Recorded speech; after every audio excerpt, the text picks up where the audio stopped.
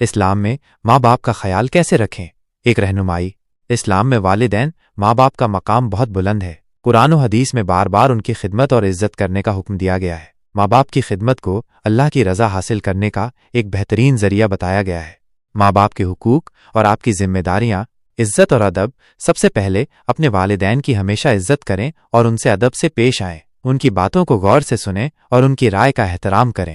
فرمانبرداری، شریعت کے دائرے میں رہتے ہوئے ان کی ہر بات کی فرمانبرداری کریں۔ اگر وہ کسی ایسی بات کا حکم دیں جو اسلام کے خلاف ہو تو ادب سے انکار کریں، لیکن پھر بھی ان سے بدتمیزی نہ کریں۔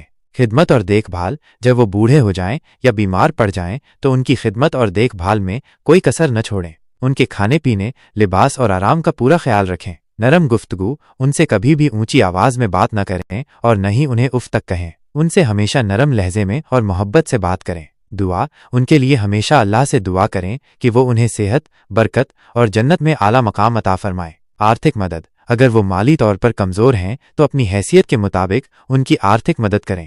رشتہ داروں کا خیال، ان کے رشتہ داروں اور دوستوں کا بھی خیال رکھیں، خاص کر ان کے انتقال کے بعد۔ اس سے انہیں خوشی ملے گی اور آپ کی نیکیوں میں اضافہ ہوگا۔ ان کا دل نہ دکھائیں، کوئی بھی ایسا کام نہ کریں جس سے ان کا دل دکھے یا انہیں کسی طرح کی تکلیف ہو۔ ان کی خوشی اور سکون آپ کی پہلی ترجیح ہونی چاہیے۔ شکرانہ ادا کریں، ہمیشہ اس بات کا شکرانہ ادا کریں کہ اللہ نے آپ کو ایسے والدین دیے جن کی خدمت کر کے آپ جنت کما سکتے ہیں۔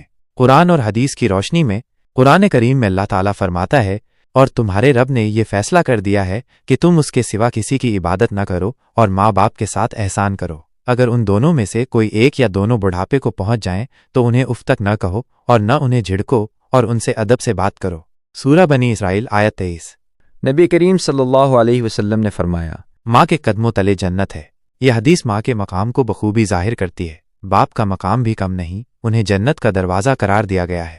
یاد رکھیں، ماں باپ کی دعائیں آپ کی دنیا اور آخرت دونوں کو سنوار سکتی ہیں۔ ان کی رضا میں اللہ کی رضا ہے۔ اسلام میں ماں کا درجہ، سٹیٹس بہت اونچا ہے۔ قرآن اور حدیث، پیغمبر محمد کے کتھن اور کارے، دونوں میں ماں کے سمان اور ادھیکاروں پر بہت زور دیا گیا ہے۔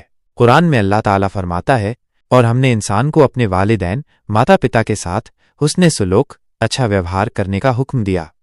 سورہ الاحقاف 15۔ خاص طور پر ماں کے لیے پیغمبر محمد صلی اللہ علیہ وسلم نے فرمایا، ماں کے قدموں تلے جنت، سورگ ہے۔ ایک صحابی پیغمبر کے ساتھی نے پوچھا، میرے حسن سلوک، اچھے ویوہار کا سب سے زیادہ حقدار کون ہے؟ آپ نے فرمایا، تمہاری ماں۔